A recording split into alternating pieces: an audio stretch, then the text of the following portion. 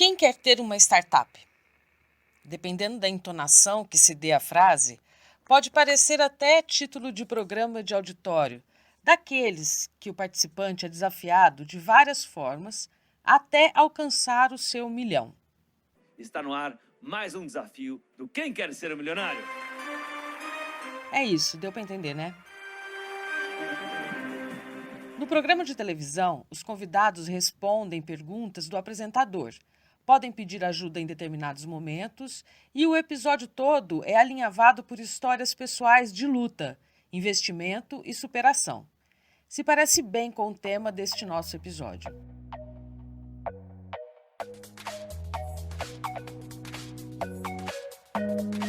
Como transformar uma ideia em um negócio?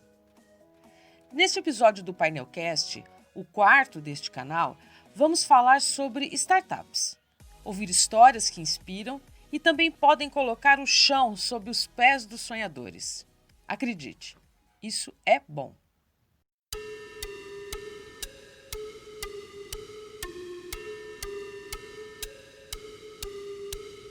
Eu sou a Daniela Antunes, editora da revista Painel, da Associação de Engenharia, Arquitetura e Agronomia de Ribeirão Preto, a AEARP. E este é o Painelcast, canal de podcasts da revista Painel. Voltando ao exemplo do começo do episódio. O enredo do programa de televisão é ilustrativo em relação ao que acontece com aqueles que empreendem em startups. Uma boa ideia, o investimento certo, as respostas corretas, uma apresentação bem articulada, incubadoras, aceleradoras, anjos, investidores, parceiros e depois de superar todos os degraus, você será um milionário. Não é tão simples assim. Na vida real, investir em uma startup não é a porta que levará o empreendedor automaticamente para o sucesso. Mas calma. Não desligue nem desista. Estamos aqui para explicar que o caminho não é de tijolos amarelos e nem sem acidentes, mas ele é bom e vale a pena. Para começar, precisamos entender os princípios de uma startup e compreender a diferença desse negócio em relação aos outros. Basicamente, no conceito lá do Eric Rice, que é o escritor do Lean Startup, que talvez seja o primeiro livro que difundiu mais o tema e tal. Este é o Gustavo Furegato. Ele é engenheiro de produção e trabalha na Liga Ventures, uma das maiores aceleradoras corporativas do país. Ele fala que é uma empresa com um modelo de negócio replicável e escalável, que vive em condições de extrema incerteza, né? Que atua, opera ali em condições de extrema incerteza. E o que significa isso? Tem a questão do escalável e do replicável, que é, por exemplo, o Airbnb tem muito mais quartos de hotéis que qualquer outro hotel, sem ter nenhum quarto de hotel. Então ele é muito mais escalável. Ele é replicável porque ele é igual aqui e na China. Para ele, a questão principal é o nível de incerteza. Quando você vai abrir, por exemplo, uma padaria em Ribeirão Preto, no bairro XPTO, você consegue índices de mercado de, por exemplo, qual que é o ticket médio daquele público, qual que é a renda daquela região. Você tem dados sobre qual que é o custo de produzir um pão, 10 pães, um bolo, XY coisa, qual que é o preço médio que você vai pagar pelos seus funcionários. Você consegue fechar ali um DRE e fazer todo um planejamento financeiro que faça sentido a partir desses indicadores. Quando a gente fala de uma startup, a gente não tem esses indicadores, a gente tem muita incerteza. Então, eu não sei quanto vai custar para desenvolver a solução, porque eu não sei exatamente qual é a solução. Porque em uma startup, o empreendedor precisa entender sobre o cliente, suas necessidades e expectativas. Ou seja, a sua ideia, além de atender à necessidade do cliente, precisa também estar no formato que atenda às suas expectativas. O Gustavo investiu em uma startup que era uma espécie de Uber de contratação de garçons, em Belo Horizonte. Ele explica essa interação a partir da própria experiência. Eu vou no meu cliente e falo, tá, eu tenho uma plataforma aqui que eu tenho o ranking dos garçons. Beleza? Ele fala, não, eu não quero ver todos, eu quero ver só 5. Aí eu falo, legal, então eu vou te dar só os 5 melhores? Mas eu te dou as estrelas. Ele falou, não, me dá só o tipo highlight de um e a nota ruim de outro. Então, eu tenho que o tempo todo ter foco no meu cliente muito grande para entendendo qual que é essa demanda de mercado, essa demanda que ele tem, né? Que ele, e aí não pensa em nenhum cliente, mas em densidade de demanda, né? várias demandas que se repetem entre meus clientes, para desenvolver isso enquanto funcionalidade dentro do meu produto. E isso traz uma demanda por validação constante. E aí não é uma coisa de, cada mês eu faço, é muito mais uma coisa de uma mentalidade mesmo, de dia a dia, eu colher feedback, agregar esse feedback e falar, eu acho que essa nova funcionalidade vai gerar valor. Então a gente faz validações constantes. Significa que em uma startup, a todo momento, o criador daquela ideia está conectado ao cliente e é a melhor solução para atender às suas necessidades. Ou seja, o produto se molda ao que o público-alvo precisa. E essas validações são super constantes aí na vida das startups. Isso eu acho que é a principal diferença dela para uma empresa tradicional. O negócio do Gustavo não deu certo. Eles perceberam que o período de validações e aperfeiçoamento do produto seria maior do que eles imaginavam, ou que seriam capazes de sustentar. Não dar certo, aliás, é o destino da maioria das startups do mundo. Mas a questão é minimizar o impacto disso. Então eu não faço um investimento estrondoso para conseguir desenvolver uma coisa que talvez não vai ter aderência de mercado. As medidas de modelagem do negócio, de investimento e validações são usadas para compor um produto viável e também para saber a hora de parar. Dizem que o empreendedor bom é o que está na quinta startup, não o que está na primeira. Tem essa questão da falha muito mais como um aprendizado todo que isso te gerou do que realmente da falha, né? O falhar é natural, a gente erra todos os dias. A questão é o que a gente aprende com cada uma dessas falhas. E quanto tempo a pessoa deve insistir em uma ideia? Não tem um tempo, assim. Eu acho que é muito mais a questão de estar validando sempre, porque o cliente vai te dizendo quão próximo ou longe você está daquilo. No nosso caso, a gente entendeu que a gente estava muito longe e que aquele tempo para a gente não era viável financeiramente. Então a gente teve que fazer uma outra coisa. Esse tempo aí de 1 ano e meio, 2 anos, é quase que o básico para uma startup começar a virar um negócio. Assim, você não vê nenhuma empresa que está faturando bem, etc., com menos de 2 anos, a não ser que ela tenha começado com uma série de fatores ou já com uma maturidade dos fundadores muito maior, alguém que está na quinta startup ou saiu de uma outra muito boa, está capitalizado. Tem diversos fatores, né, que importam. A solução proposta pela startup precisa ser sustentável e escalável e ter aderência em relação às necessidades dos clientes.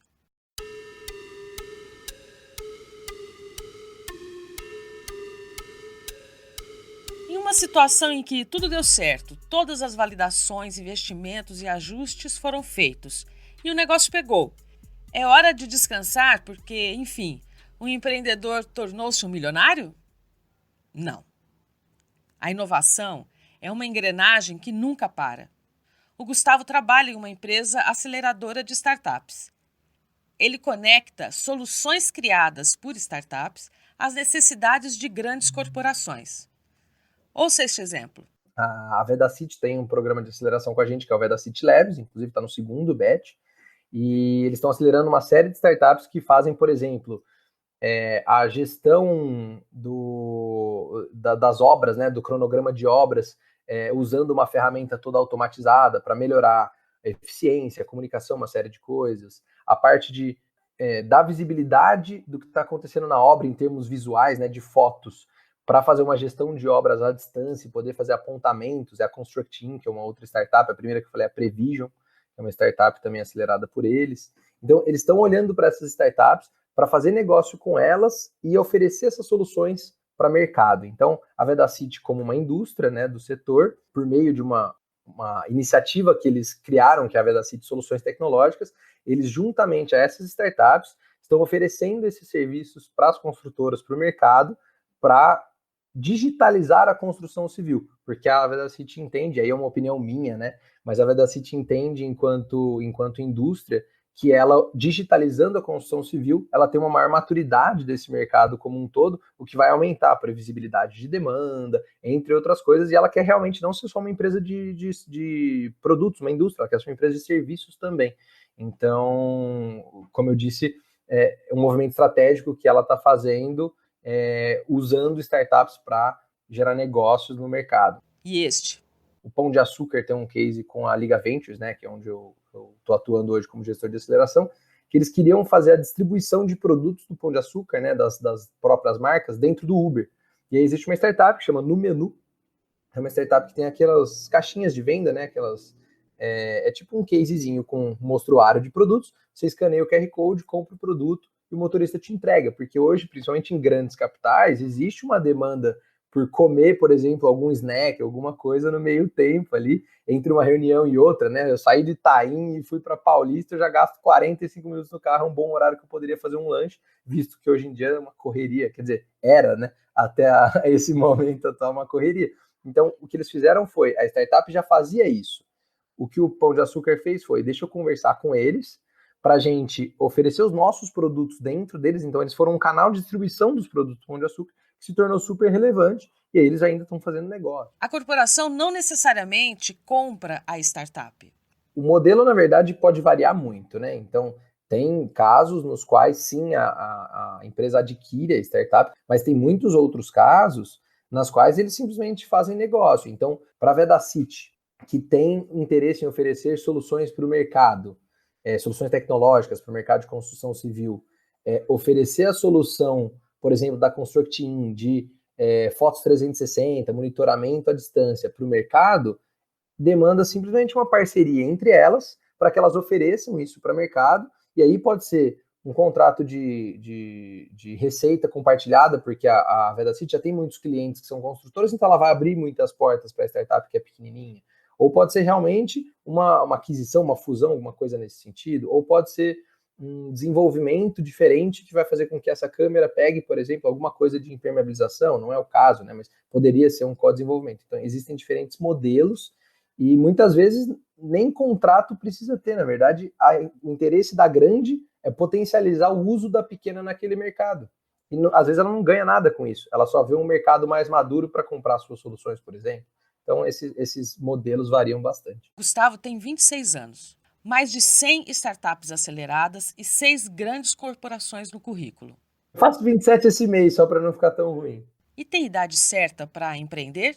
Com certeza não, assim, essa parte de idade, bem como a de formação, que eu já falei, ela é completamente livre. Eu já tive pessoas de 14, 15 anos com uma startup desenvolvendo negócio e de 70, 80 anos. E foi super legal, assim, ambos tinham dificuldades e qualidades diferentes e até complementares. Então, já vi pai com filho sendo sócios de uma startup e fazendo a coisa acontecer. Então, realmente, não tem idade, é muito mais de ter um time complementar e ter todas as capacidades, né, necessárias ali para fazer a coisa acontecer. Num pitch, Gustavo, como transformar uma boa ideia em um bom negócio? Como transformar uma boa ideia em um bom negócio tem muito a ver com ter o foco no cliente o tempo todo. Então, desde a concepção da ideia, sempre conversando com quem a gente imagina ser o nosso público-alvo e entendendo ele nas diferentes fases, né, desde a ideia até um primeiro protótipo, um produto um pouco mais maduro, um piloto, uma versão 1.0, até o Uber hoje em dia é ter o cliente no centro sempre. Um outro ponto é respeitar as etapas, né? Então, quando eu falo dessas etapas, obviamente elas podem ser mais rápidas ou mais lentas, mas elas devem existir para que a gente não construa uma casa sem uma fundação bem feita, né? Então, respeitar essas etapas de entender, construir uma primeira versão e tal. Um terceiro ponto é sempre ter essa cabeça ágil, né? De como que eu testo as coisas o mais rápido possível com o meu cliente para conseguir trazer isso para dentro e fazer isso acontecer. Um exemplo que a gente dá sempre de inovação é a Kodak, né? A Kodak não quis testar câmeras digitais e ela ficou pelo caminho. Então, acho que como transformar uma boa ideia num negócio, tem uma série de fatores, tem muita capacitação, tem que entender muito sobre gestão de empresas, e aí a nova gestão de empresas, né, que tem muito mais a ver com planejamento financeiro, talvez de 3 anos, de 1 ano, do que de 5, 10, como era antigamente, indicadores, né, essa parte de entender o todo e como que as coisas se conectam é muito importante. Então, entender o meu cliente, como que a demanda do meu cliente vira uma funcionalidade do meu produto, como que essa funcionalidade do meu produto faz com que a operação funcione bem e como que esse modelo de negócio vai me gerar um caixa, que esse custo todo que eu estou tendo faz a coisa funcionar, a conta fechar, é uma visão de todo que tem que ser trabalhada dia a dia para cada fase da empresa, né? Eu tenho 10 clientes, 100 clientes, 1.000 clientes, 10.000 clientes, isso vai mudando a cada fase, essa gestão vai mudando a cada fase, então tem que ser uma coisa de aprendizado muito rápido, e acho que flexibilidade, né? Tem que ir se adaptando à realidade que tá sendo dada naquele momento. Pitch, se você não sabe, é como chamam a breve apresentação de uma ideia. No ambiente de startups, o vocabulário é, digamos, diferente.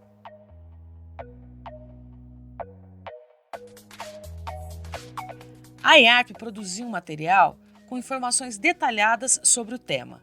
A versão online está no site www.iarp.org.br. No site, você também pode ver todas as edições da revista Painel e fazer sugestões de pauta nas áreas de engenharia, arquitetura e agronomia. Este episódio foi produzido pela Texto e Cia Comunicação. O roteiro e a edição são meus, Daniela Antunes. A gente gosta de boas ideias e boas práticas. Até a próxima!